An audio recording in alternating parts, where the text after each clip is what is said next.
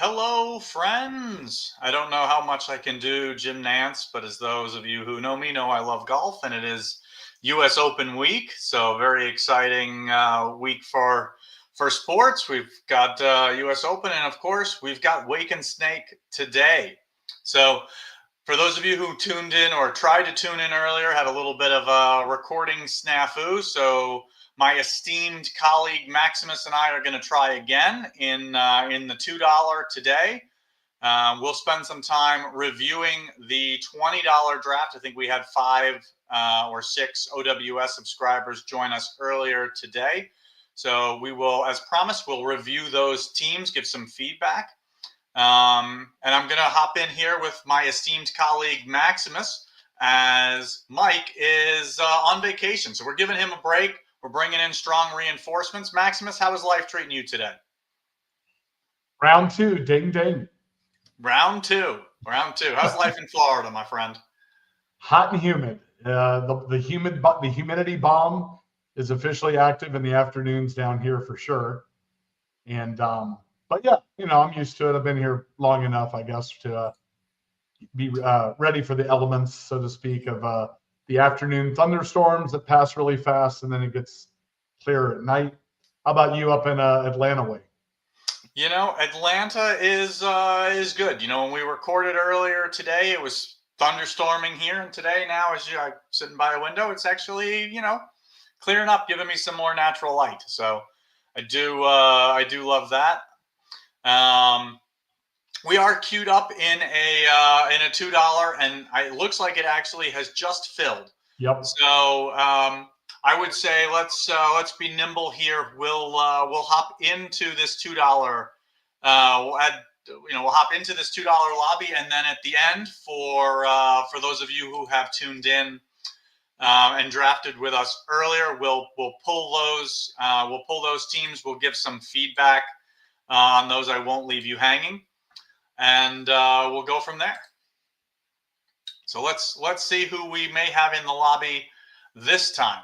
Oh, I see some. I do see some friendly faces.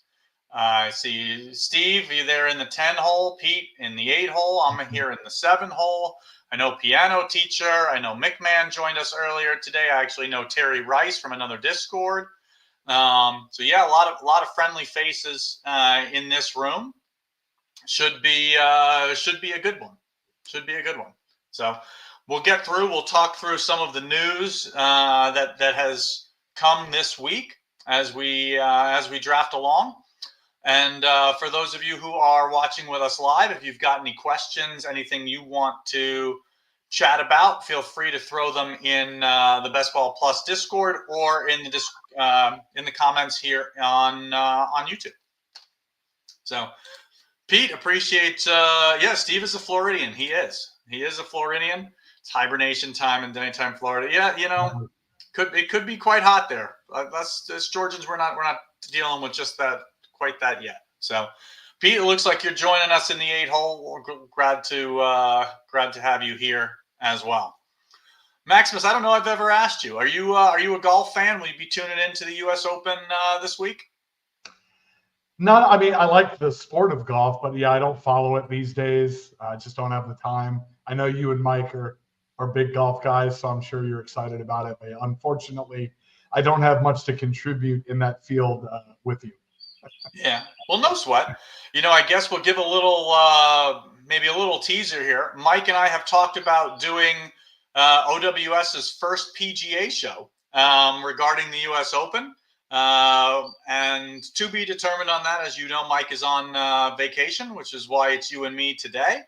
But we may look to put something out on Wednesday, given some thoughts for both of us on the field, on the strategy, talking game theory, things of that nature as it relates to PGA. Is it something both of us really enjoy ourselves? So more to come on that. Be tuned into the Discord for more info on that. In the $20 this afternoon, I would think I was in the 8 or 9 hole and went with Puka. So we're going to go Nico Collins here just, to mix it up. I don't want to draft a similar team that I drafted earlier. Although, I don't hate the team I drafted earlier. And later today, we'll at the end of the stream, we'll review the teams that we do here in this $2 amongst the folks who are tuned in now, drafting with us here. We'll review some of those teams, and then we will review the $20 draft we did this afternoon as well to kind of give some feedback. So board starts off pretty standard here. I would say the only I'm typically used to seeing Jefferson go second overall. I do see him slide a little bit in these drafts, but pretty much, par for the course here in the first round. We try to keep a lot of these subscribers protected with some of the strategy that we talk about behind the paywall, as you know, Steve.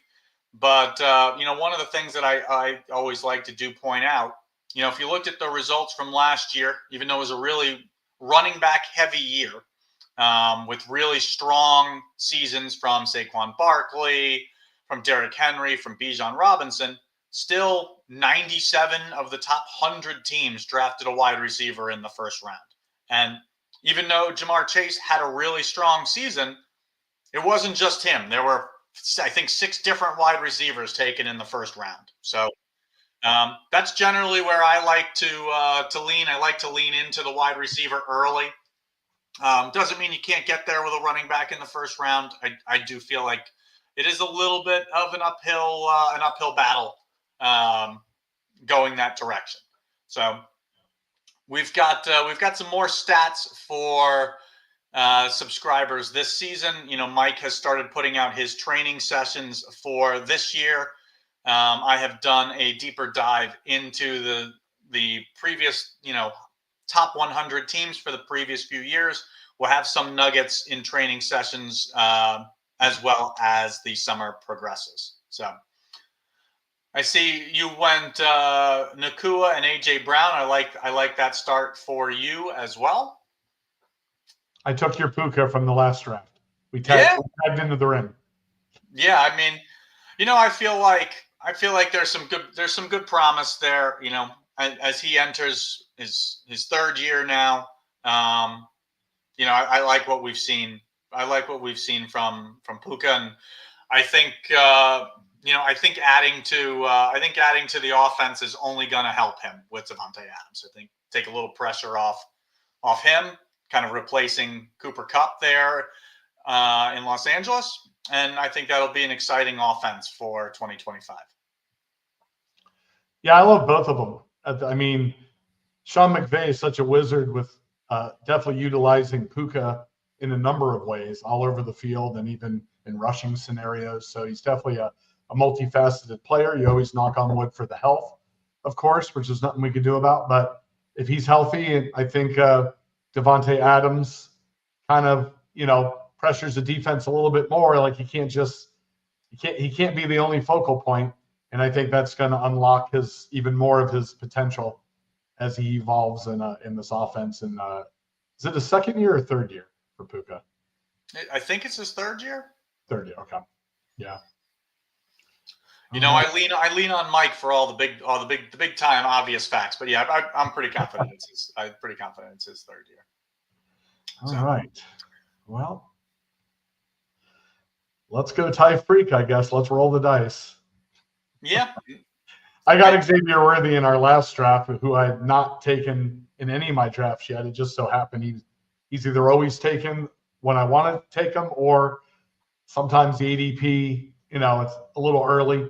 But in this case, again, this could be a powerful start depending on, are the Dolphins going to bounce back? I know Mike did an article about some undervalued situations of certain receiver cores of different teams, and the Dolphins are definitely one of them. Yeah, so if you're a Best Ball Plus subscriber and you haven't had a chance to check out Mike's articles around undervalued players, it's a great read. Go to oneweekseason.com and you can find the Best Ball content there. Speaking of Best Ball content, we did actually have a price reduction last week, down from $99 to $89. So now is as good a time as any to sign up, get behind the paywall content with rankings, strategy, weekly articles, training sessions, really great stuff. From a team that has had some great success in best ball, including yourself. I think last year you had a team finish in the top 20. So we'll jump into that kind of the next turn and give you a second to kind of chat about this. This is an interesting decision. Am I interested in James Cook? Maybe.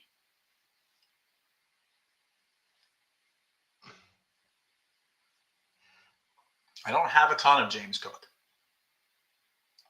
Yeah. As Billy was just saying, guys, the definitely it's worth its weight in gold if you're going to focus on drafters, especially with the cumulative scoring contest, which sets itself apart from the playoff formats. And Mike does just such a thorough job of training each and every week as his courses materialize throughout the course of the next couple months here. And as someone who, I only started doing drafters last year, and it's your own instincts along with the framework of a process that Mike pumps out is definitely a winning formula, and that's why we kind of give as much as we can, keep behind the paywall, and definitely well worth the small investment to what OWS is offering with the training that's going to be upcoming here over the next couple months. Yeah. Well, since we've got you on the stream, I definitely want to shout you out. I know both myself and Mike have had some good finishes in this contest or in the $2 contest or in the playoff contest as well in terms of best ball. But you in your first year had a great squad, had a great run at it. I think going into the week, I think you were in third place, kind of got a poor run out in it, but again, a top 20 finish. Let's pull up the squad here. You want to talk through it quick, and I'll give you a shout out while when you get up to drafting. Looks like you went with a 2693 construction, which is we get into some of Billy's kind of, we'll call it trainings, potentially later in the summer. We'll tell you that is the most common and likely, most optimal structure from what we've seen looking at historical rosters in the top 100. But yeah, I'm curious to kind of see where you went. Looks like you drafted out of the 7-hole with Jamar Chase in the first round. Yeah, this was actually a $2. I can't remember exactly when the team was drafted. I think it may have been May, though. It's definitely an early team. And 2693 seems to be a pretty solid setup based on kind of the protocol of what we're looking to go for, where and when of rostering a team in this format. Lamar, I took a quarterback on the earlier side. Mike's team from 2 years ago, his 7th place finish, I think he had Lamar as well. He did. And then really with this team, I was actually one of the few teams in the top 20, maybe the only one that didn't have Saquon Barkley or Derrick Henry. Mm-hmm. However, as I'm about to pick here, let's see. It kind of goes kind of one of the fat things that we talk about. While there will be some inflection points and guys that are really helpful to have, those were the 2 highest scoring running backs far and away. You still managed, a top 20 out of 50 some odd thousand rosters without either of them.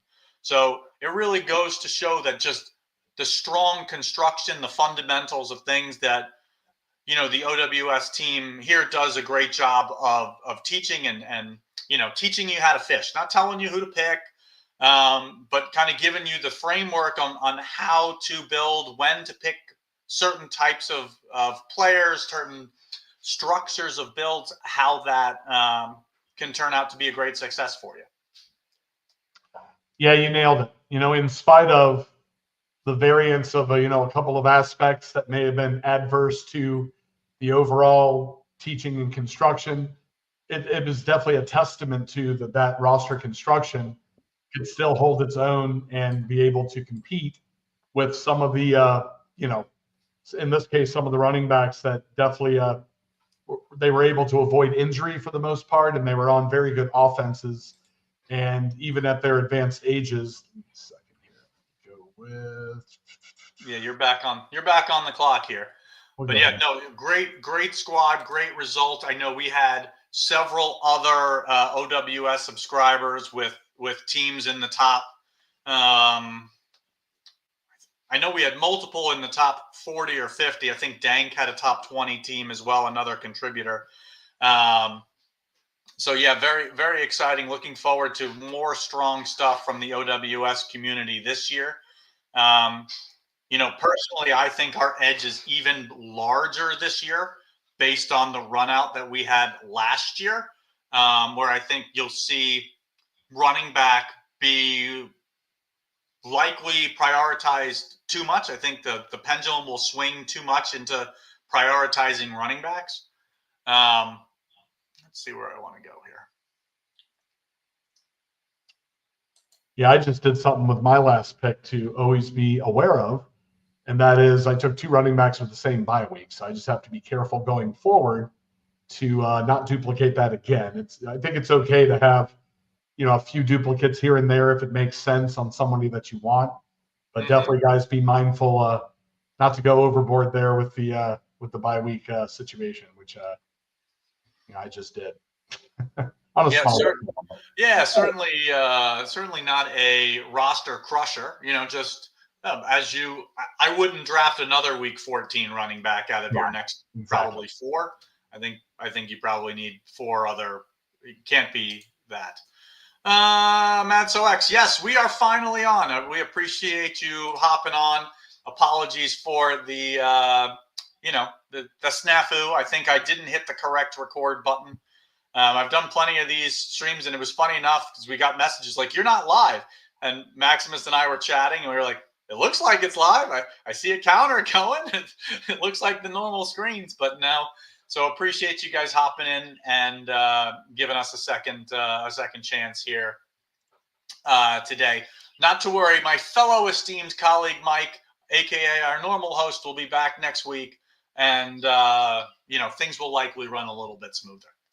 So let's hop into a little bit of news while we're here. I think the first bit of news, I saw DK Metcalf went to Mr. Freeze at 40th overall in the 4th round. Probably the big news, one of the 2 or 3 big things that came out in the last week was Aaron Rodgers signing that 1-year deal with the Steelers. Really a big help to the Pittsburgh skill position players. I would expect his ADP to probably settle somewhere around 160 to probably go, in that same area as Stafford, Ward, Sam Darnold. I would expect him to kind of be in that same area. Let me see. I'm on the clock again. Where do I want to go here? Oh, I'm not. Okay, thank God I got 3 seconds. 1 away. Yeah, the Aaron Rodgers news. It's interesting. I think it's a 1-year deal. I'm not really that high on him personally for this type of setup, if you will. There's a certain type of quarterback that I typically want to gravitate towards, and he's in a very tough division, of course. But obviously, with what the Steelers had, it's a slight upgrade based on experience alone. So. Yeah, and so to me, I think that's I think that makes DK Metcalf's ADP probably stay around the same. I would expect him to stay in the 4th round, but solidifies him, having a more seasoned, trusted quarterback. It makes me like Pat Freiermuth a bit more than his ADP. He's someone who typically goes much later rounds. I think he becomes a little bit more of a viable option as your tight end too on squads. So one of the big things. I think. What else did we see? We saw Joe Mixon go in the 5th round. News out of Houston today was that Nick Chubb signed a 1-year deal, tentative on passing a physical, but expect that to happen. So to me, that's probably a slight ding into Joe Mixon, and probably hurts his upside. Makes me like his ADP a little bit less. I don't know that it hurts Woody Marks as much. The 3rd round rookie they traded up to get in this year's draft. I think he's an outstanding pass catcher, and I would expect him to challenge Dare Ogabawalu. I never get his name right, but I would expect him to challenge Dare for third down, passing down duties, maybe running the 2-minute drill later. So he's still a guy that I do like in the 17th, 18th round of drafts.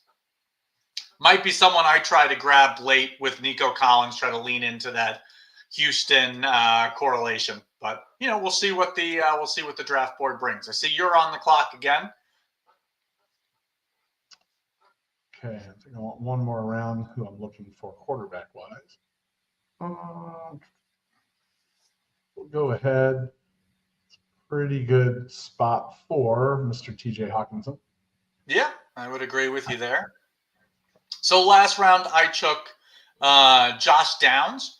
I would say the important news as it relates to Indy is the shoulder injury for Anthony Richardson, sustained this week, likely to miss a few weeks into mini camps, into training camps.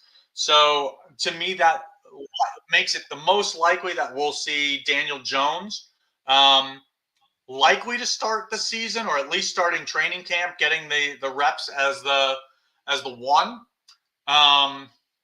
Let's see where I am going to go here. Am I going to go Cooper Kupp? I don't know that I have a single share of Quinshon Judkins, and so we're going to do it here.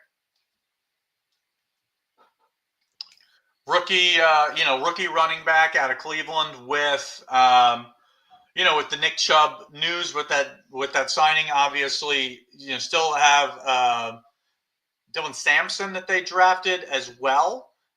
They've still got Jerome Ford in that backfield, but I think there's some good opportunities for the rookies in Cleveland this year. So when you see him slipping in ADP, I think that's an opportunity to grab some shares there of Judkins. Yeah, and that's the beauty of the case-by-case instinct, that the more drafts that you do, and of course that correlates with the more information that comes out, you're able to make decisions where you have a framework that Mike teaches in the training, but there's always each draft's going to have their inflection points. They're going to have their case-by-case scenario where the more that you're studying and staying on top of things, you can make a well-informed decision based on the when and where for picks like that. So yeah, so it is. I love that. I love that feature about drafting on. You have something in mind, but can you adjust, especially in a fast draft? Can you adjust, to plan B, plan C, maybe even plan D, to be able to still, kind of maintain the flow of what you're trying to do.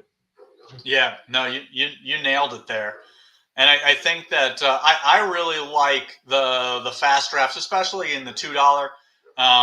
I think it's really good for help keeping your DFS game sharp, thinking on your feet. And you're in I think in these drafts, one of the underappreciated skills that I think kind of flies under the radar is just kind of paying attention to what others around you are doing. Much more so, like in your position here. Let me decide what I want to do here.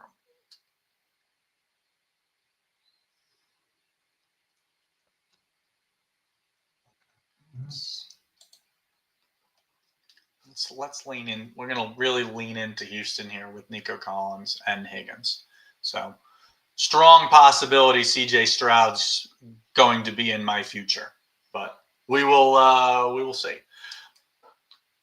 But yeah, one of the things as you're drafting, I always like to pay attention to is just keeping an eye, like when you're to me, like in the 2-3 hole or the 10-11 hole, just kind of seeing what the guys around you have, where thinking about this is an opportunity where I don't know that there was anybody that you were dying to potentially take, but with Cujo and M. Gianni both having quarterbacks already, potentially a spot you could push Williams there, Caleb Williams there, and potentially likely get him again at 111. With neither of those teams having any Bears and having quarterbacks, but sometimes is it really worth is the juice worth the squeeze? And you've got DJ Moore, you've got DeAndre Swift already. So, not pushing the envelope, I get it in situations like that as well, for sure. But just paying attention to what's going on, I think, is a complete underrated skill. I think it's pretty similar to poker, where you get a lot of decent players who will only look at their cards and not paying attention to what anybody else is doing at the table. And I think that's just an added skill that you get a lot better at by doing more of these $2 fast drafts. I think they're really good practice. Absolutely. Yeah, definitely. And the $2 level, such a small investment to kind of sharpen your skills and get some practice in. So I'm going to pick a guy that I don't have at all on any of my teams, and that would be let me make sure of his bye week, Zach Charbonnet, who I believe can be more of a split backfield than people may realize, along with Kenneth Walker there in Seattle. I think in the 10th round, getting a guy who's a 1.5 to a 2 is a good value there. Walker, who's very talented, has definitely dealt with a lot of lower body injuries. Zach Charbonnet is a pass catching running back.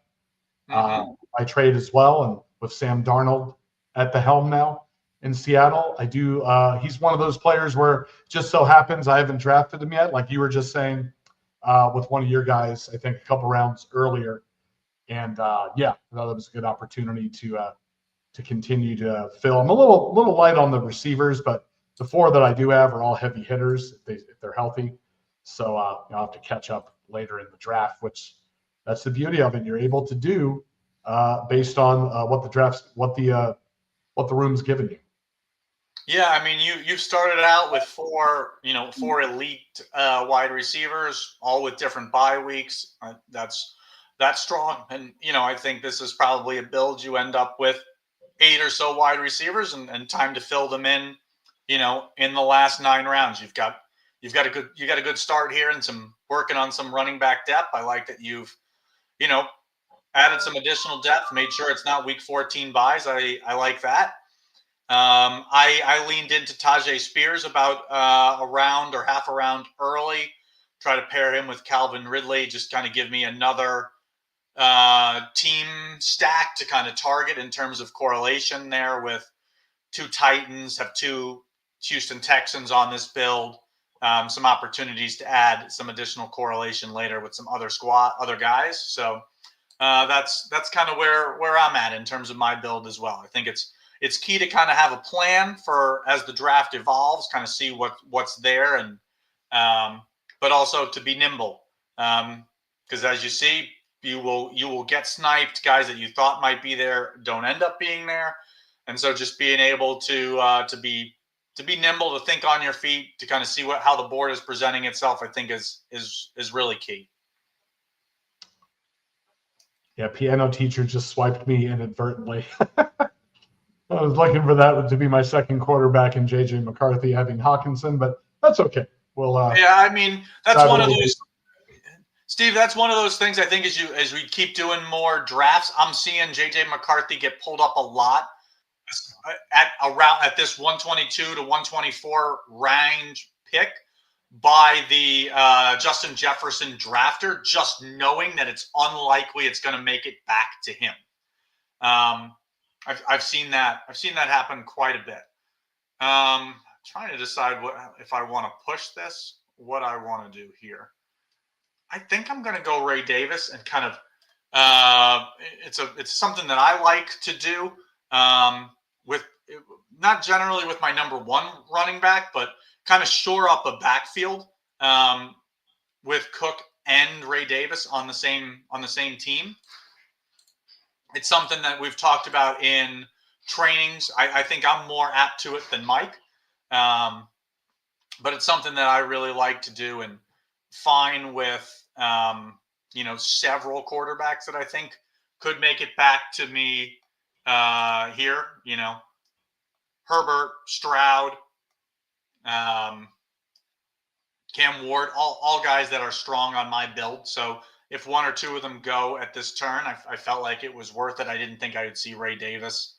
Again, just certainly with Pete there in the whatever that is, the 8 hole to my right with Josh Allen, felt like that was correlation he may be trying to get. But just again, being aware of your surroundings. So apologies to you there, Pete, if you were trying to grab Davis there, and I snagged him for you.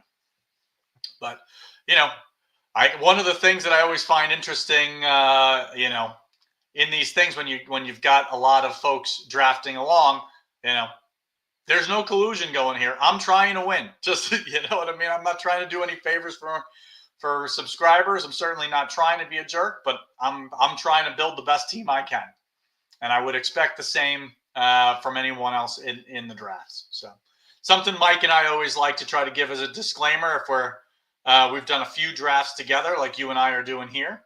I see you're on the clock, so I'm. This is. Yeah, I took Cedric Tillman a little early. I actually like his prospects this year. Potentially, he really came on until he got injured last year, and Judy is perceived as the main guy there, but I think Tillman. We got to wait to see what the quarterback situation is, of course, but I do like Tillman's potential this year if they have an offense that's at least semi-functional. Man, this is a gamble. I'm gonna gamble, and I'm gonna tell you why. I'm like roll the dice. I really like Tyler Warren. I love that he's here for me at 138. Even though I don't have a quarterback yet, I'm going to pull the board up and explain why I'm. Even though there's some strong value here in Dak falling, in Herbert falling, in Stroud falling, like these are all guys that help my team. I've got Ladd McConkey, I've got Nico Collins. Like there are strong picks that I could go here, but in looking to my left, I've got two quarterbacks, and the 1-2 spots. Doesn't have a Houston player, doesn't have an LA Chargers player on their team. So I'm looking and saying there's a reasonable possibility that one of those guys is going to fall back to me at 151. Doesn't mean it's going to happen, but I think those are the type of situations where I think for most people, they would automatically just click, this is the guy I want.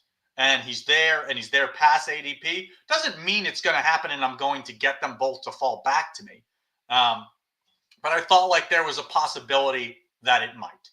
And to me, a lot of times I'm going to push and try to build a really strong team. And it may end up coming to bite you in the butt where it doesn't work out for you. Like I think if Gatekeeper here takes a third quarterback, it's going to be Dak to pair with Lamb. And it's a week 10 bye where he's got 8-9 already. Doesn't mean it's going to work out. Like I may get sniped, but it allows you the opportunity to build a much stronger team than often happens. Yeah, sometimes the best laid plans, as the saying goes, can be a blessing in disguise if you don't get them. Because maybe you have, like, for instance, a couple picks ago, I was talking about the J.J. McCarthy thing. But on the flip side, I needed wide receivers, too, in that spot. And so, sure, I didn't get the quarterback to maybe pair with my tight end in this case. But I got a spot that was needed to continue to build some capital, if you will. And so it's kind of a blessing in disguise. All right, so speaking of quarterbacks, let me see here. I was hoping to make sure on the bye week. And we are going to go ahead with Tua. I got Tyreek Hill, so it's a good pairing, of course. We hope that that offense gets back up to speed. Mike McDaniel's always a good offensive mind, so the potential is there. Yeah, that's another opportunity with Dak Prescott still on the board, and the two guys to your right, one with two quarterbacks already, and none of them having any Miami Dolphins. If there was somebody that you really liked, like if you really liked Braylon Allen, or you know what I mean, like if there's somebody that you really like, that for me, that's a spot where I would consider pushing, because if someone's going to take another quarterback, it's probably going to be Dak, not the guy that you want. But again, you got to, as where did we go? Mad said, Stat, you forgot the idiot factor. Correct. There's always going to be the idiot factor. People are going to to do that. I feel like every room, Pete says it's easier to push quarterback this year. I don't know that I 100% agree with that. I think each room is specific. Sometimes you see quarterbacks get pulled up really early, and there's just a run. So I think that you've got to try to read the room, which is tougher to do when we're live streaming here, when we're talking about news and talking about everybody else's team. But I really like trying to do it. I feel like it keeps me on my toes when I'm doing these type of drafts. So I don't expect Pete to take the quarterback that I'm hoping will be there at 162. It's because there's multiple quarterbacks. Again, am I going to practice what I preach and try to push Cam Ward another round? I don't think so. I think I'll grab him here at 162. I don't know that there's anything here that I'm dying to grab that I feel like it's worth taking the risk of him not being there. And a good segue there, and I think actually Pete was mentioning it in our Discord earlier, and that is the feeling of impatience. And it's like, you have a plan, you see how the draft falls, no reason to be impatient, just have fun with it, let it flow, and then, kind of be thinking, obviously, when it's a fast draft, it's a little more, not knee-jerk, but a little more sudden. But slow drafts, obviously, it's much easier to do this. But, just kind of be aware of your surroundings, be aware of where people are going around you, and kind of have a couple of ideas of your needs or what you could do in mind. So you have that plan A, B, C, or D, just in case the ideal situation, somebody prematurely snipes you on it, which I know Pete's no stranger to that. Yeah, I mean, I don't think he's an OWS subscriber, but I really liked what Marlowe did here. Maybe it's Patrick Marlowe. Maybe he's a big San Jose Sharks fan. Went and grabbed Hunter Henry a full round early to pair with Drake May, looking to say, okay, I don't know that he did this, but Piano's only got one tight end. Terry Rice didn't have any tight ends at the time. Like, there's a strong possibility there's going to be a couple tight ends go between his picks. If that's a guy who really wants for the correlation, I like kind of pulling him up early there. Yeah, that's the other side of it. It's okay to if you feel strong about someone and it's not matching up to the ADP, and you're instinctually feeling, hey, let me just take him now. ADP is only kind of like a guideline. And also, when you're not completely going with ADP, you're separating yourself from other people who are building their teams a little more uniform. Take some people early, and who you feel strongly about, and it can pay dividends, down the road if you're right about it. Let's see here. Yeah, I know it's something that Mike and I will talk about in a future training. But yeah, I definitely agree with you. I think that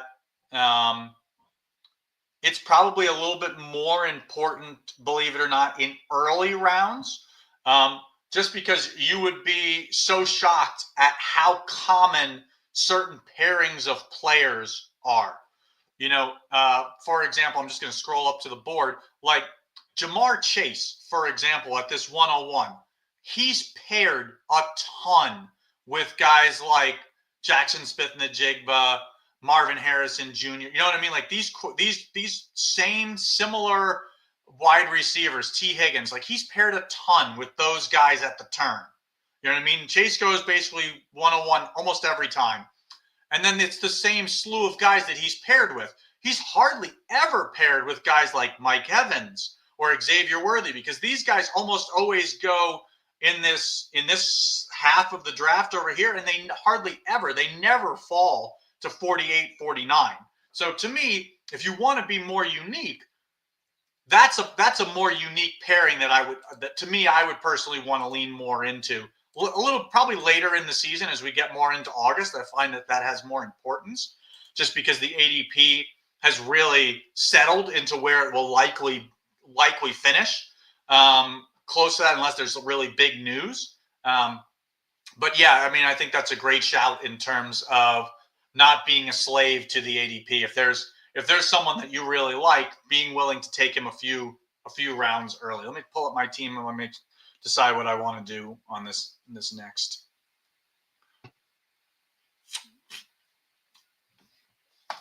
Yeah, I think I'm going to push it. Do you only have 2? No, you've got 3. You're not going to take a 4th quarterback.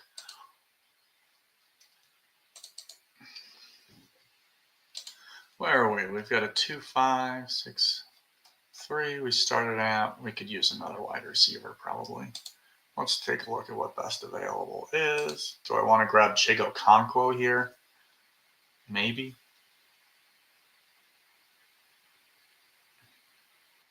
Let me see where you're at. Okay. Oh, okay. I see what you're thinking is there. Yeah, he's not. I'm not sure. Even though I don't know that he'll be there, and I like that correlation. Let me finish tight end basically, and get more correlate. You know, the question was, do I go Chig here or do I wait and take Dalton Schultz at 199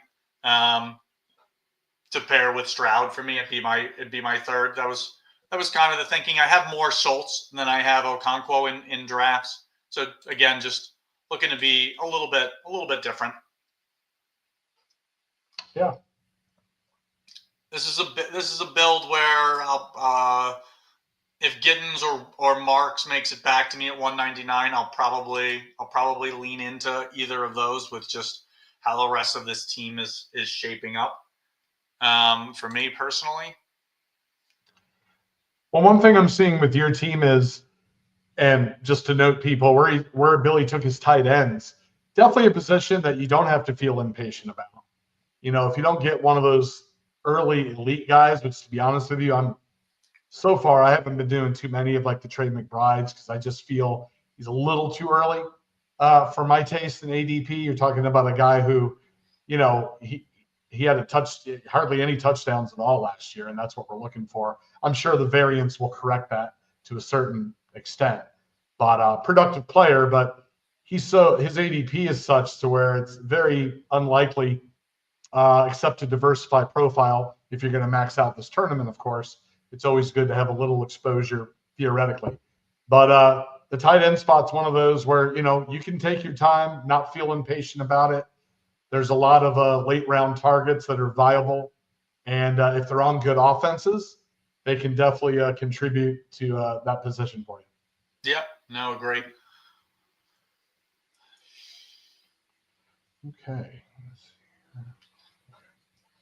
1, 5, 6, 7. Okay, so speaking of, yeah, I see Nick Chubb just went to piano teacher, paying attention there. He's leaning into the Chubb signing. I like that. That was probably who I was going to draft. A little bit of a bummer, but that's okay. We'll go grab Woody Marks here. Probably be done at running back and fire a couple of wide receivers here to close out the draft for me.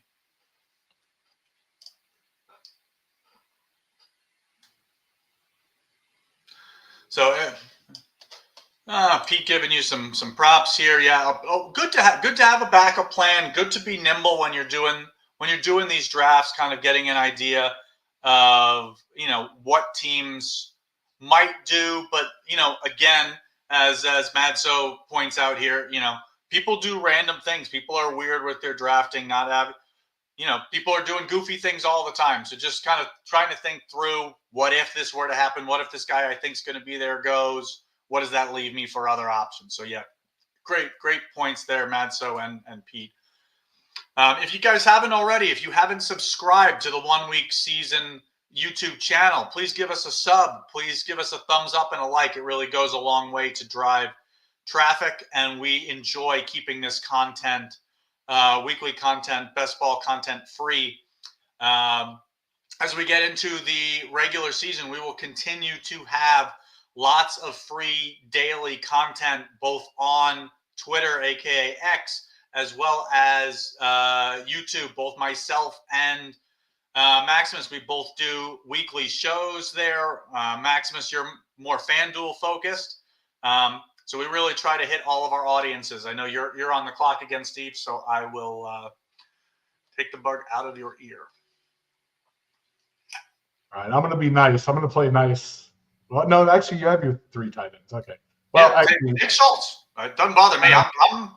I'm taking a quarterback with my next pick. I'm either going to take Aaron Rodgers or Daniel Jones.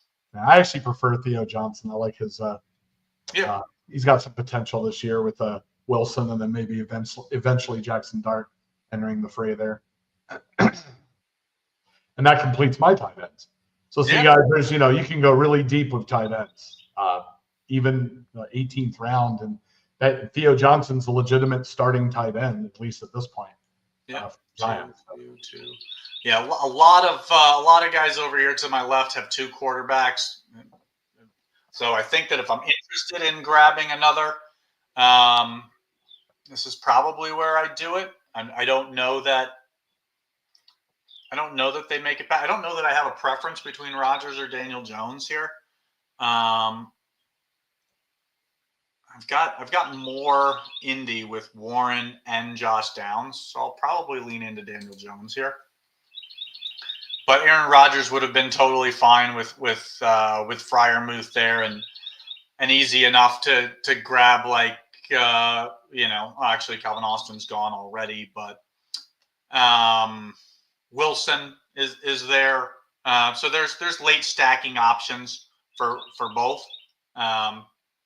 So for me, this will be a 3-6-8-3 build. I'll grab 2 wide receivers to kind of close out. To me, the one thing I want to potentially be just conscious of is buys. Probably don't want to grab 4 wide receivers that all have the same bye week. So probably avoid. I'm okay with taking 1 more week 12 guy. I probably won't take 2. But that's kind of the thinking there. For me, no cap Max. That's how we doing today. Thank you for tuning in, Mac. Always great to be with you, and maybe we'll see you on the Big Disco Energy stream tonight at 7. I always try to tune in there when I can and support a fellow contributor there, fellow content creator. So yeah, I mean, we see Darnold and Aaron Rodgers go there at the turn, so potential that I may not have gotten my pick if I had waited. So again, just kind of being conscious of what's around you. Since I went Daniel Jones, I may go A.D. Mitchell if he's still there for me in 2 picks. Not a guy I'm super high on, but again, just thinking of the correlation on this team. What's bothering you, Pete? I see that bothers me. It must have been the Theo Johnson pick. I know he's a Giants. Yeah, he may have been leaning into that with Dart, since he had neighbors there. He may have been trying to build a New York stack there. Probably where he was probably going with that. Gotcha. Was it intentional, Pete? Yeah, again, you're trying to build the best team that you could build. Exactly. All right. So speaking of, for me, looks like I'm going to finish out with some wide receivers. 2 that are way down from what the ADP is showing, but I'm actually very curious what their roles will be. We're going to take Deontay Johnson, who is now a Cleveland Brown, and that wide receiver crew. You got Judy, you got Tillman, but Deontay Johnson in the slot there definitely could have usable weeks, as we like to call them, Sure. in a ladder spot for the wide receiver core. So. Yeah, I mean, I think that Cleveland offense it's going to be. It's one that I'm intrigued about to see how that plays out through camp. I'm curious to see if we get Shedeur Sanders starting week 1. I don't think we will, but we might. I think there's a lot of uncertainty at a lot of positions. We don't really know who the running back 1's going to be from that team. You know what I mean? There's a lot of training camp battles and situations to monitor. I took Quinshon Judkins, where he could be RB1, he could be RB3. We don't really know. So yeah, you're back on the clock, and we'll wrap it up. We'll talk through the teams that we've got here. I don't have any other kind of pressing news of things that have happened this week since our last stream. I think we've covered the three big ones. More things that will be top of mind. I was you were talking Dante Johnson. I was thinking I was going to grab Dante Thornton here for Las Vegas. Just trying to see if there's anywhere else I want to go. Good with Yeah, I'm good with that. Grab me a different bye week, or Ty Felton is a guy I like as well in these situations, in these spots. Yeah, I ended my team with Mike Williams. He's another very interesting case, being back with the Chargers, I believe.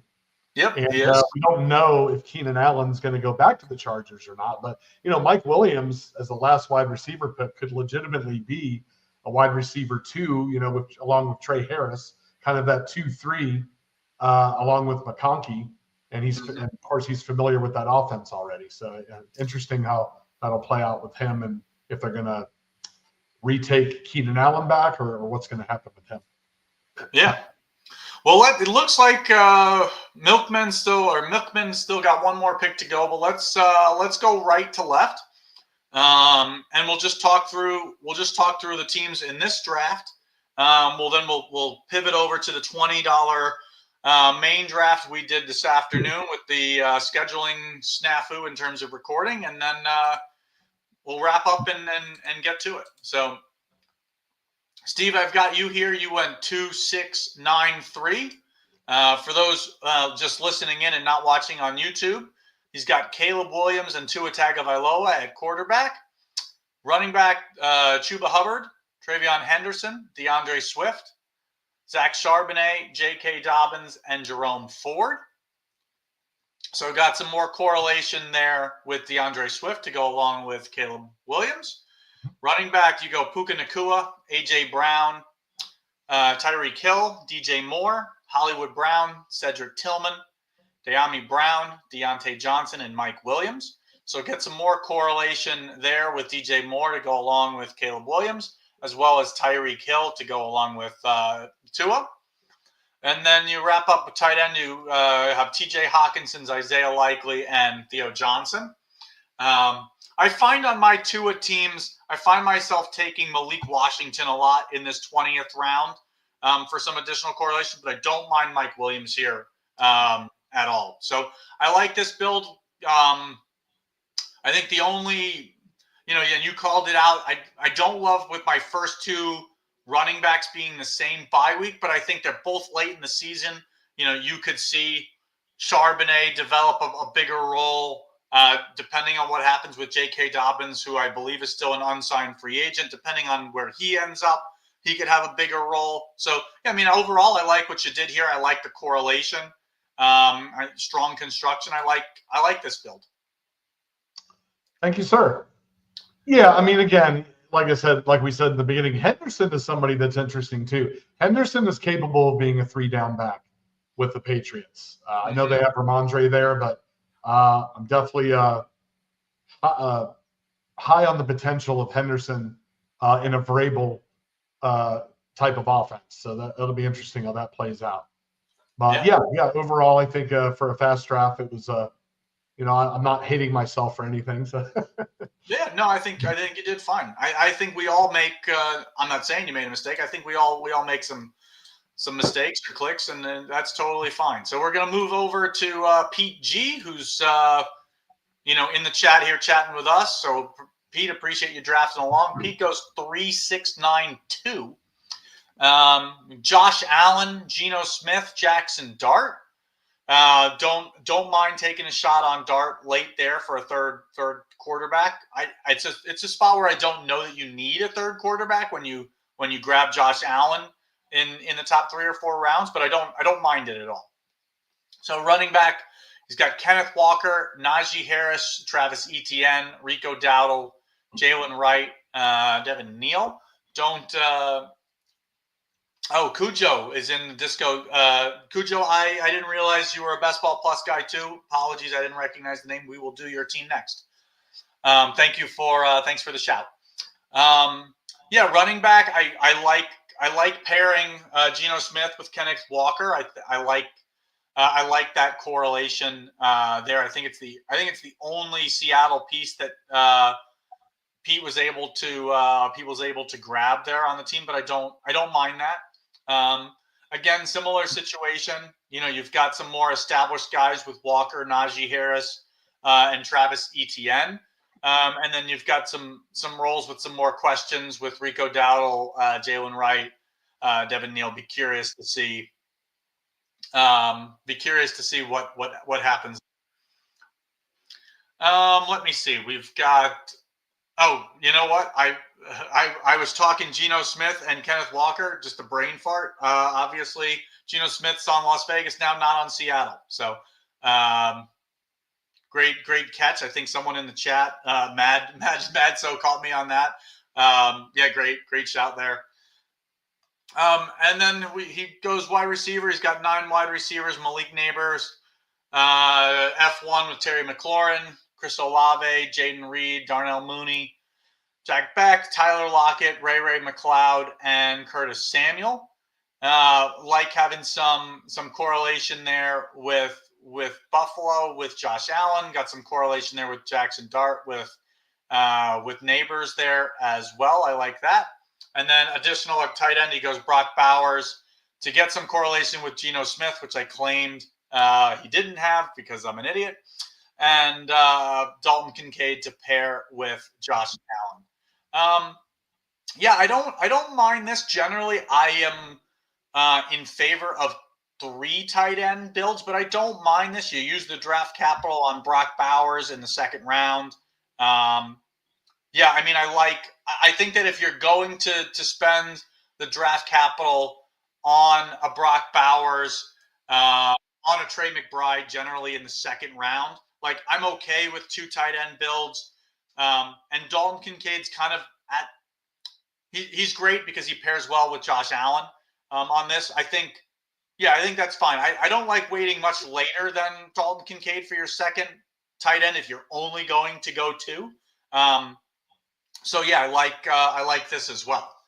Wrong team, yeah. It is the jersey. You see the jersey and totally wrong.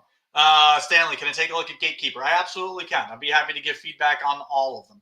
Anything you wanted to share with on Pete's squad before I moved on to a different squad, Maximus? We've Mike and I have never done this before, but I like giving feedback, hearing different perspectives on teams. So yeah, absolutely, mix it up a little bit. I also I don't mind the 3 quarterback either with Pete. As a matter of fact, I was very tempted to go Russell Wilson because I had Theo Johnson as a 3rd quarterback. Tua's health definitely questionable more times than not. Maybe a good insurance policy there because the Giants have a week 14 bye. I know the talk is Jackson Dart, but unless they're a complete dumpster fire early on, I could definitely see a case to be made where Russell Wilson starts for a good while until later in the season. So he was, I thought, a really good value, still around, in, I believe, the 19th round in that draft. I went ahead because I was a little low on receivers, but I was also thinking about a 3rd quarterback there. And real quick, I fully agree with your take on the Brock Bowers. I think Brock Bowers is the one scenario where technically you only need 2 tight ends because the perception of him is almost like a high-end wide receiver. I mean, he's definitely going to be one of the focal points of that offense. That 2 tight ends doesn't feel as thin when Brock Bowers, when you're taking him as early as you're taking him. Sure. And I think if you really want to be real aggressive and you wanted to go a 2 QB build, this is the type of build. And again, Pete, I'm not saying you should have. I'm saying you could. This is the type of build where you could punt on Geno Smith and take another running back or something at 152, with the thought being I'm basically likely playing Josh Allen score most. Well, actually, no.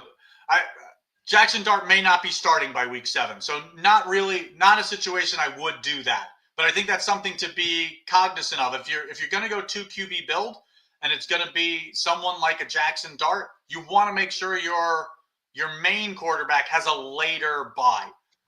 Maybe it's somebody like I don't know that I would go 2 quarterbacks with like Bo Nix, but I don't know that any of the premier high scoring quarterbacks have late buys. I think they're all early buys.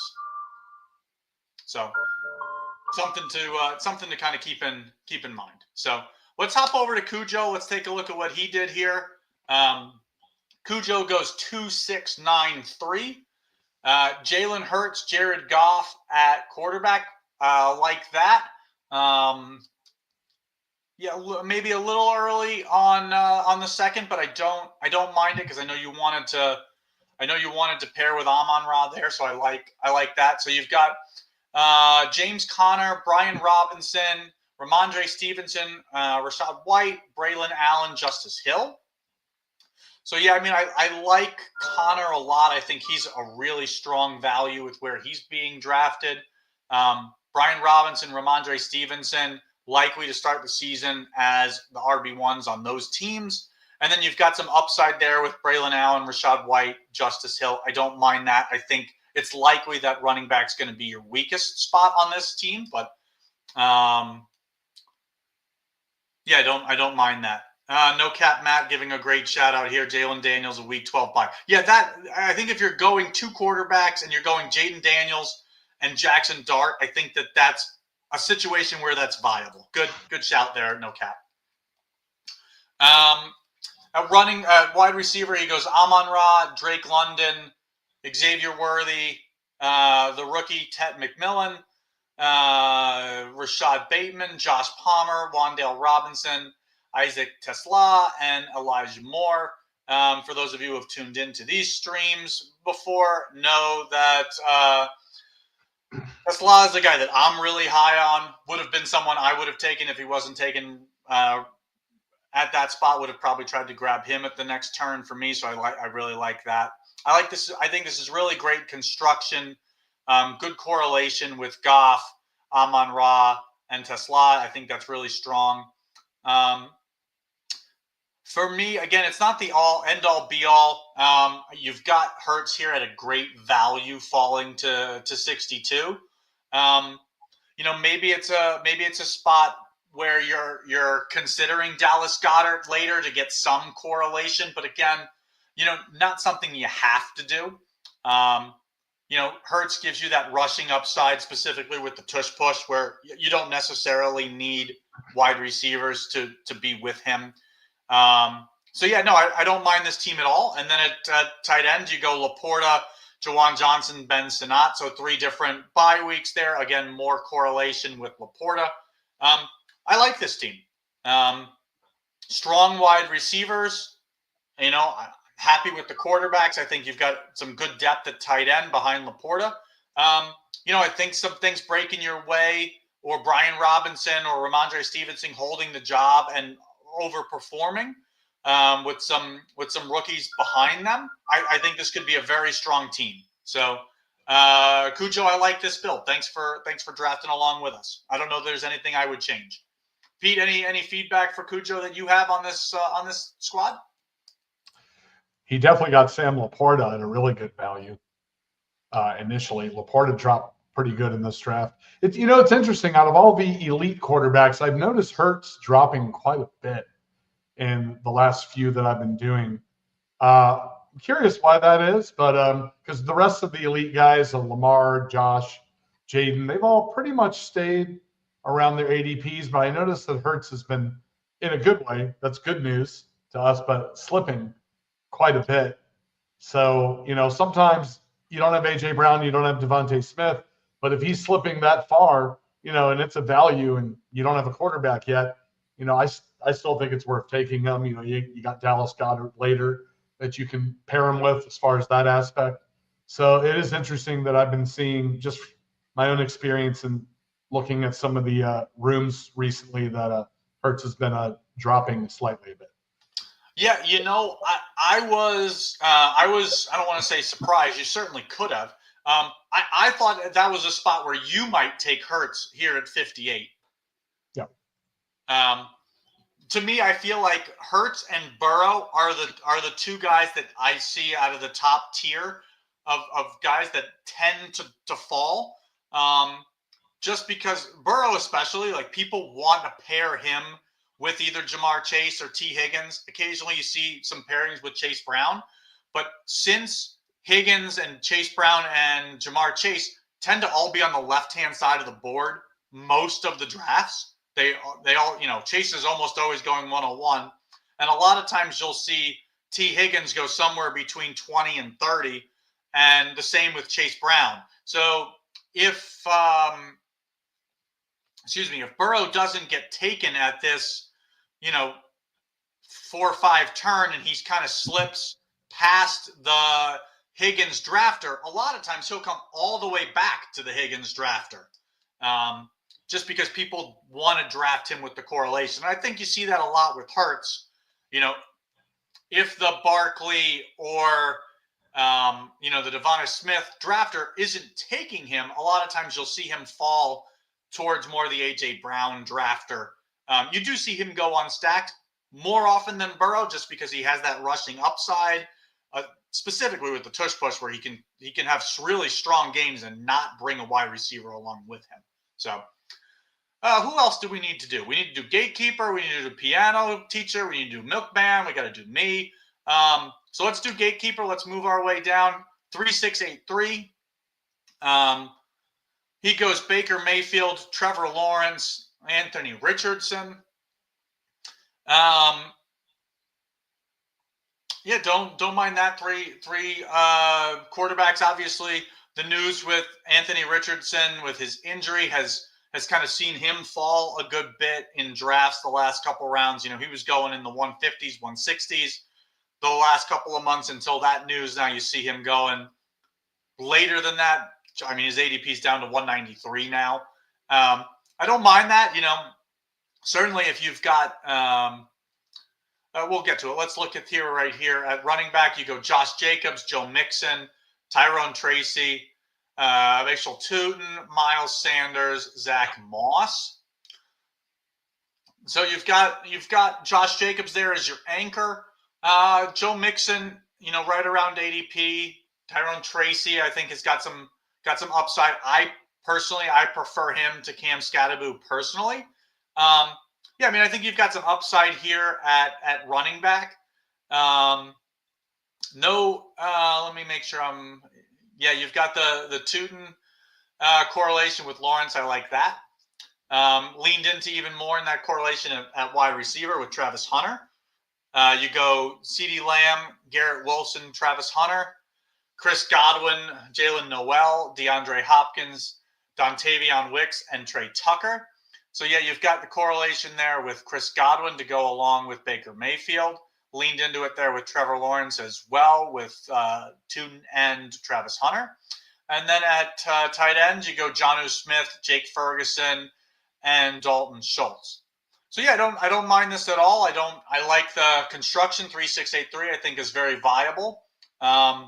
Weighted on quarterback, taking Baker, what is that? The 7th round, and then Lawrence and whatever that usually is around the 11th round or so. Yeah, I like that. I think you probably could have waited on Anthony Richardson. I think he's probably there for you a round or two later. Just we've seen his ADP drop, but overall, no, I don't mind this at all. I like some of the correlation. Yeah, Steve, what are your thoughts? Yeah, strong running back group. I think Miles Sanders is another one. He's a great late round pick. You know, early news out of camps is he's been performing really well so far, and it's a little bit uncertain between Javonte and Jadon Blue and Sanders. You know, Sanders has the experience to easily be a factor in that offense. And then I was going to say, I like Dontavion Wicks as a late target too. Dontavion Wicks, even though Green Bay is a crowded wide receiver room, definitely a candidate to be able to give you usable weeks, as we like to call it, you know, based on, you know, Christian Watson. Don't know when he's going to be back or if he's even going to play at all. And you have Matthew Golden, but he's a rookie, you know, not tried and true yet. And so Dontavion Wicks definitely has a skill set that works in that offense. So I like that pick as late as you can get him. A couple thoughts off the top of my head looking at his team here. Nice. Well, thank you for drafting along with us. Who was that? That was Gatekeeper we just did?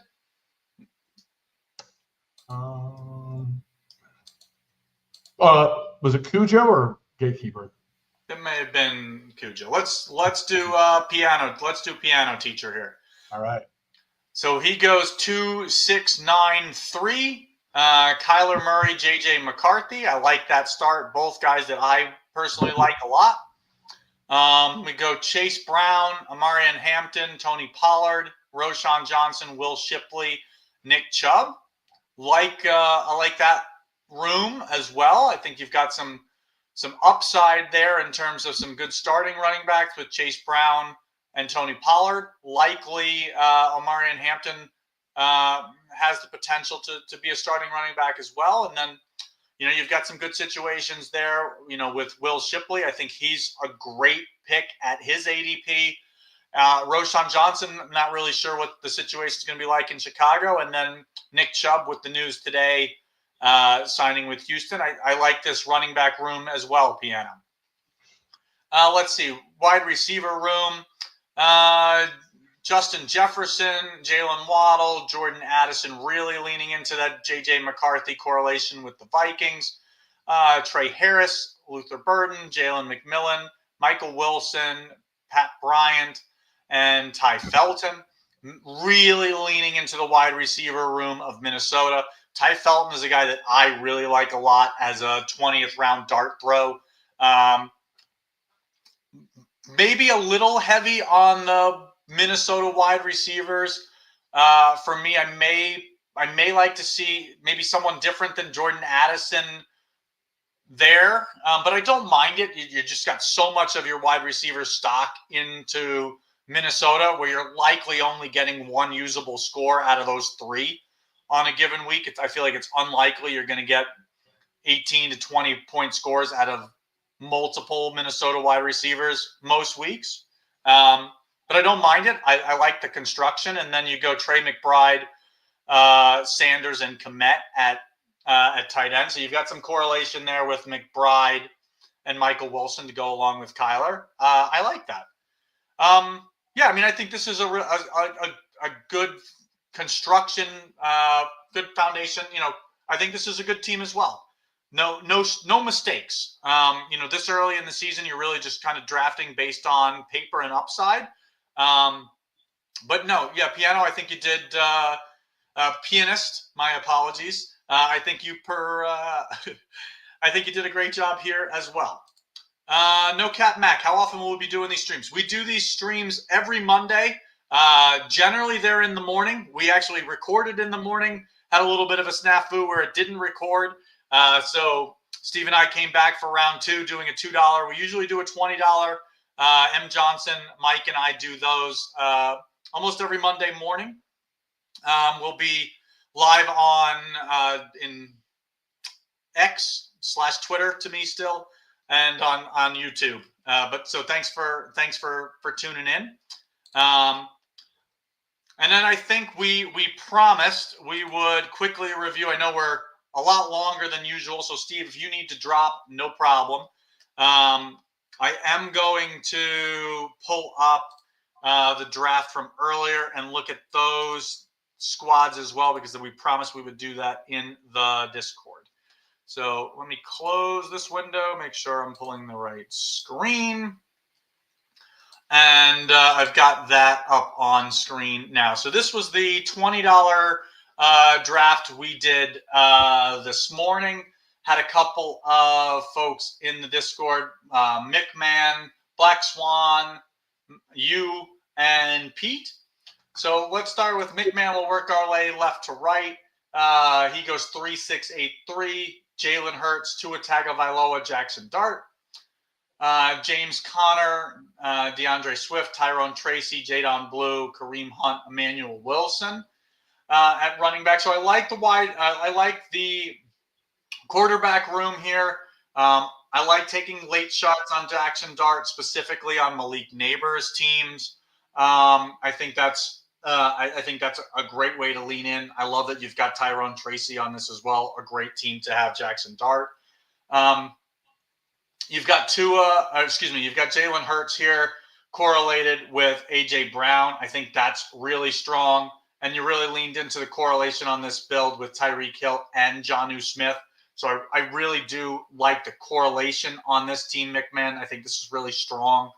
Wide receiver, you went Malik Neighbors, A.J. Brown, Tyreek Hill. So start off with three bang. Oh, actually, you got Devontae Smith on this team too. So really leaned in here with Jalen Hurts and the Eagles. Really, really strong start here at wide receiver. Luther Burden, Cedric Tillman, Alec Pierce, Darius Slay. When you start 4 wide receivers, you're kind of expecting to get strong scores out of these guys most weeks. So I like what you did here, kind of waiting a little bit later on your wide receivers. The running back room is a little questionable. I think a lot of this team's success is going to kind of hinder on what you get out of DeAndre Swift and Tyrone Tracy. I think if you get Tyrone Tracy like you got the second half of last year, and he ends up really being the starting back and running with it, and same with DeAndre Swift, if you get a strong season out of Swift, I think this could be a really strong team. Steve, any feedback while I take some water? Yeah, he definitely has to bank on James Conner continuing to be healthy as he's getting up there in age, although he did last year. Well, except for week 17, which came to bite me because I actually had him on my best team. But yeah, a little, and Tyrone Tracy, that'll be interesting how that situation plays out. Obviously, you have Scatabo, the rookie, but Tracy's definitely a pass catching running back. Definitely could easily still be the running back 1, at least part of the year, based on how Scatabo evolves with that offense.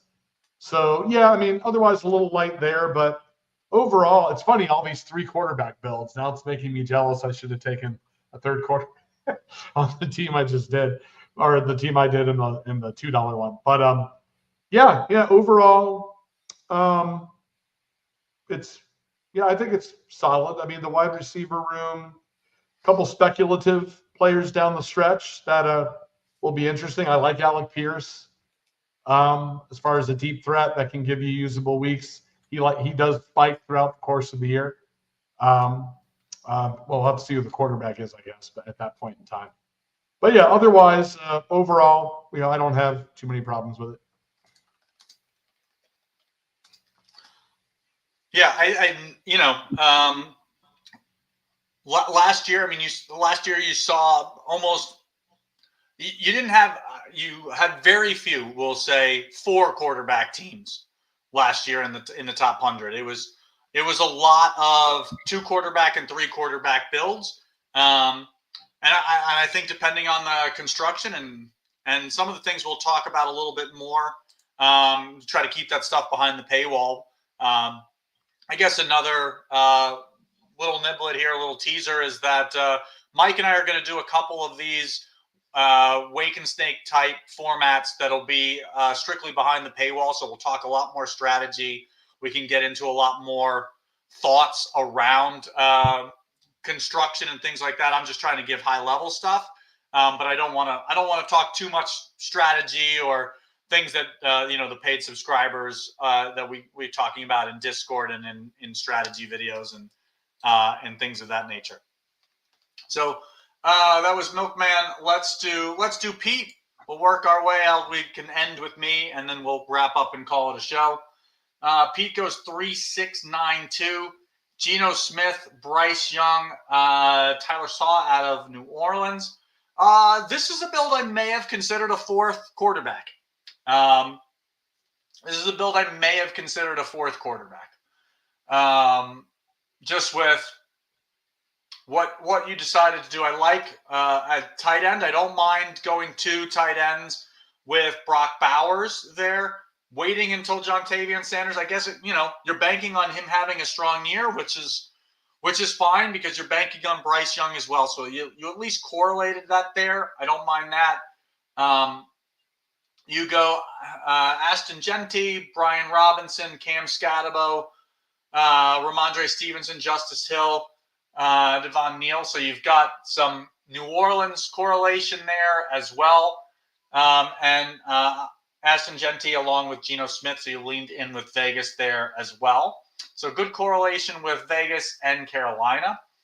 And then at wide receiver, you start with McMillan. So again, more correlation there. Jameson Williams, Chris Olave, Jawan Jennings, Brandon Ayuk, Amika Igbuka, Pat Bryant, Parker Washington, Roman Wilson. Yeah, I don't mind this. This is a type of construction I don't find myself doing all that often. You go Genty and Bowers So really leaning into Vegas, which is fine. You because of that, you kind of had to pull Geno Smith, 20 picks early on ADP, which I understand. You don't want to you don't want to roll the dice to see if he's still there. I probably would have. Like, I don't see Geno Smith generally going early. The only drafter you're kind of keeping an eye out for is the guy who's got Myers. And in this draft, the guy who had Myers already had 2 quarterbacks. So I think that's probably a spot where, Pete, I probably would have pushed Geno Smith and gone a different direction at that spot. Maybe try to improve running back a little bit, or taken another. Actually, your wide receivers are okay. You've got 4 here, or 5 here in the first 85 picks. That's fine. Maximus, any thoughts on you on this team? Good correlation, and I understand why you pulled Geno up early. With all the love, Pete, not the biggest fan of this team. But I say it with love. I mean, I definitely, the correlation's fine. Typically, I'm not going to go running back, tight end, because wide receivers they're such a premium in this format to get early on, unless like a Barkley drops to 4 kind of deal. Then I understand those kind of, or Bijan drops to 3 or 4. I can kind of see it. My other thing is with the wide receiver rooms, typically with my first 2 or 3, I at least want the wide receiver 1 for the team that they're on. And so, maybe Higgins would be an exception. He's kind of like a 1A, 1B to Chase. But, you started with the rookie, unproven, and then Jameson Williams, very speculative based on how the offense is going to be without Ben Johnson. And then, Chris Olave coming back from injury. I'm curious with Jennings and Ayuk if he got sniped on Brock Purdy, maybe. I can't really tell. We'd probably have to look at the room to see if he had intended to maybe be Purdy. He got sniped 1 before. Yeah. Okay. So by someone who had CMC. Gotcha. So that makes sense. This team, I think I like a lot more with Purdy at this whatever that is, 9-10 turn or 8-9 turn. Yeah, I think it's 8-9-10 turn at 108, 109. I like this team a lot more with Purdy. Yeah, that's what I was going to say, but that's understandable though. He got sniped. He was intending to do that, it looks like. Yeah. And then otherwise, correlation's fine. Just the beginning of the team and the wide receiver room, just in my opinion, is a little more suspect. But again, it is a unique build. It's not one that I've attempted to do yet with running back, tight end kind of deal. If you are going to do that, Bowers is really the one guy you do it with based on his ADP. But otherwise, in looking at it's got Scatabo, that would be my only comment. Otherwise, correlations there for sure. Yeah. Let's move over to Black Swan. Subscriber, I believe, last year as well. So good to see him back in the Discord and part of the fam again. He goes 2-7-8-3. Jared Goff, CJ Stroud, Amarian Hampton, Joe Mixon, Travis Etienne, Rashad White, Rico Dowdle, Miles Sanders, Taj Brooks. So I think on a build like this where you go, your first 2 running backs, I don't mind going 4th round, 5th round. I think that's totally fine. I think that if you don't have what I would call more of an anchor running back, I like taking at least 6. I don't even mind 7 on a build like this. I don't mind this. I think you've got some question marks, but again, we're still, where are we, early June? So July, August, September, we're still 3 full months from basically the start of the regular season. You're curious to see what happens with Hampton. I'm curious to see what happens with Joe Mixon's role with the Nick Chubb signing. Curious what happens with Travis Etienne, with them using such high draft capital on Tootin. But I do like Travis Etienne. He's the guy I find myself taking a good bet. Rashad White, we've seen what he can do. If you get an injury out of Bucky Irving. And, I think the role with Rico Dowdle is uncertain. We talked about Miles Sanders and Taj Brooks in the 20th round. I certainly don't mind that as a dart throw. At wide receiver, he goes Amon-Ra, Drake London, Mike Evans, Deebo Samuel. So really strong wide receiver room. Cooper Kupp, Jalen Noel, Isaac Tesla, and Malik Washington. So some really good correlation there with Goff, Amon-Ra, and Tesla. I really do like that. And then you've got the correlation with Joe Mixon and a tight end. He's got Dalton Schultz there to go along with Colston Loveland and TJ Hawkinson. So, yeah, I mean, to me, there's some questions around running back. But again, I don't mind it. You gave yourself 7 shots on goal. We're 3 months from the season. A lot of things could shake out. I mean, Omarion Hampton has the pedigree to be, he could be a top, 15 running back come the end of the year. So I don't mind that. What say you, Steve, before we do you and I and get out of here? Gotcha. The quarterbacks, Goff and Stroud, he kind of went with 2 quarterbacks that don't have any rushing ability, really, or very limited with Stroud. I probably would have one of those is fine. I probably would have chosen to go or attempted to go with the quarterback that had a little more rushing ability in this format. And then, but otherwise, I definitely like Deebo Samuel. I think he's a good fit with the Commanders this year and with a coaching staff that he's familiar with, dating back to when he was a 49er.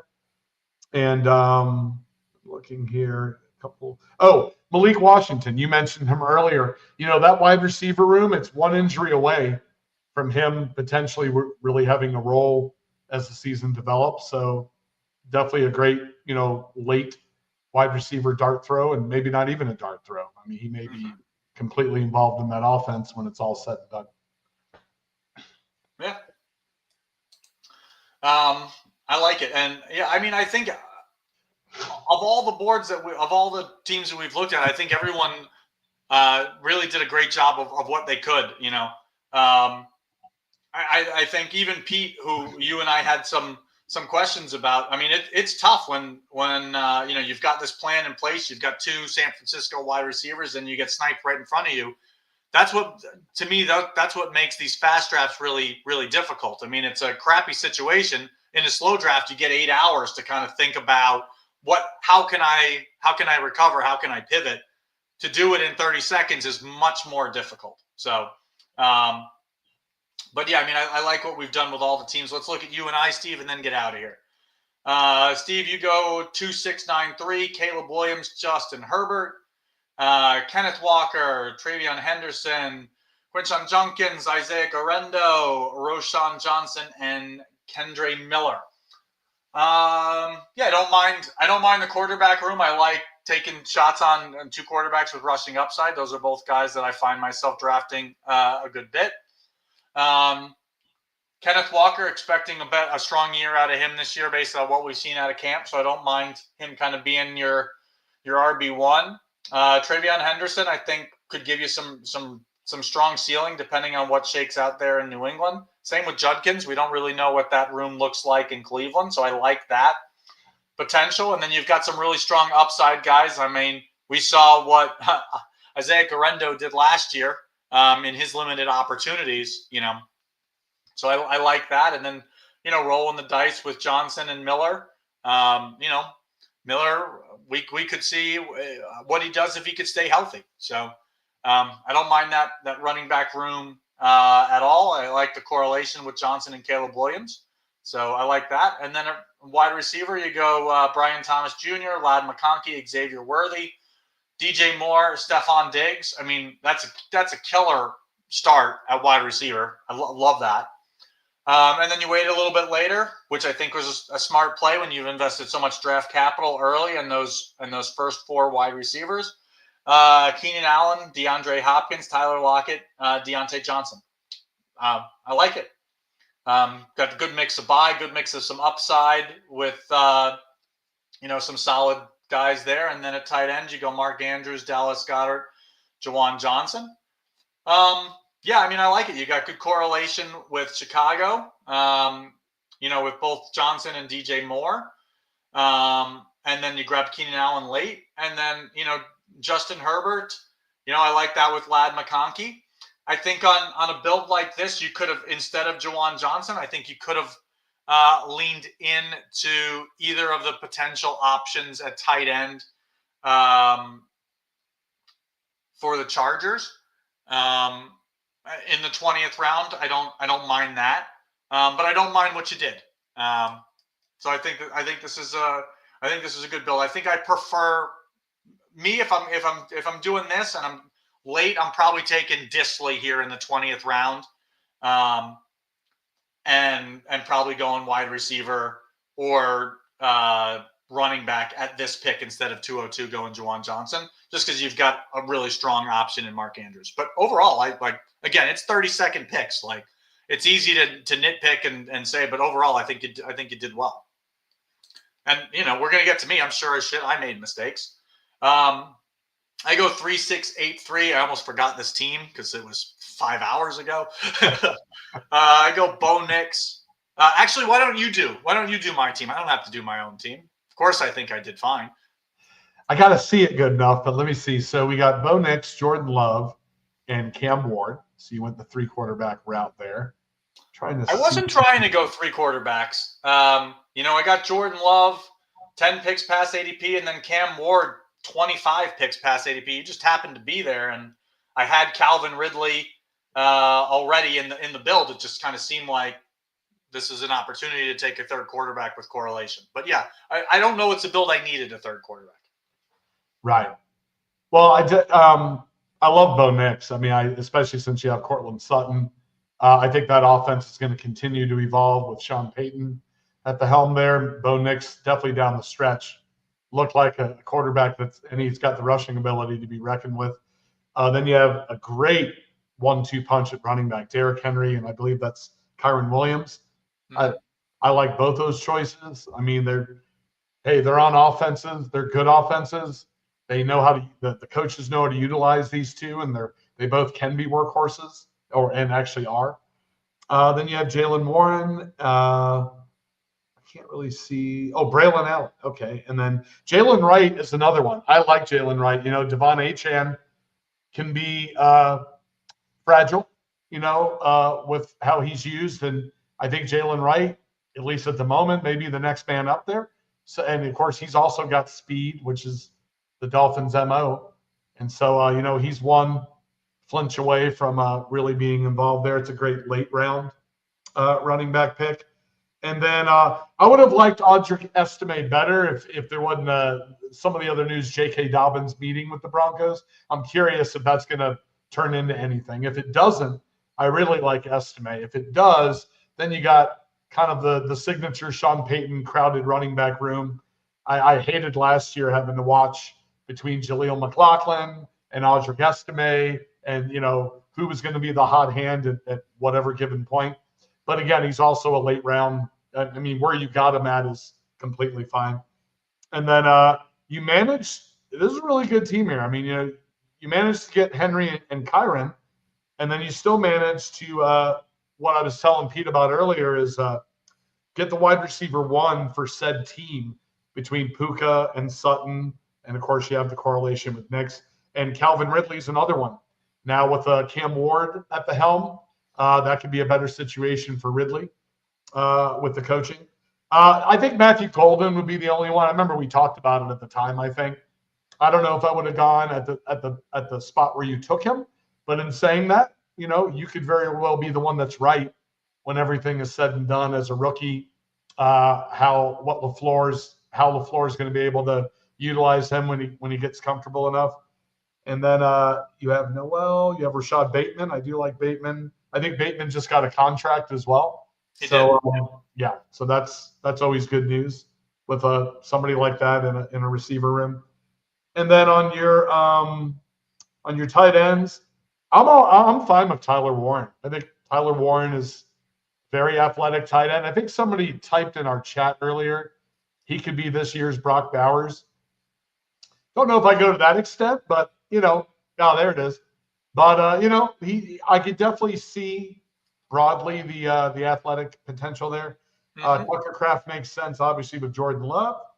and then you ended it with Elijah Arroyo, and I know Mike is really high on him for the Seahawks. I'm assuming Noah Fant is still there. He is, yeah.